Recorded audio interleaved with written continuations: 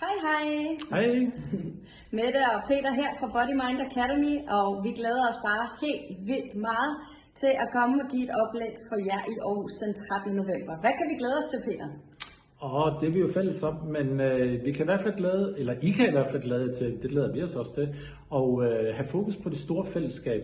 Vi kan i hvert fald se med vores erfaring i de sidste 13 år i et tæt samarbejde med skoler i Danmark, og også nu i EU, at det, der virkelig er fundamentet for al læring og god trivsel, det er det store fællesskab. Så hvad kan man gøre, uden at man føler, at man skal trække det hele på sin egen skulder? Hvad kan man gøre for at inspirere det store fællesskab, så man faktisk kan gøre noget? Fordi vi ved, at det er børn, skole og forældre, der gør forskellen. Og så vil vi tage nogle emner op, således man også kan tage noget med hjem til sit eget barn, som for eksempel selvværd og selvtillid. High tech, high touch. High tech, high touch. Kan man motivere andre mennesker? Det tror vi ikke på. Vi tror, man kan inspirere andre mennesker, så det er inspiration, der skaber motivation.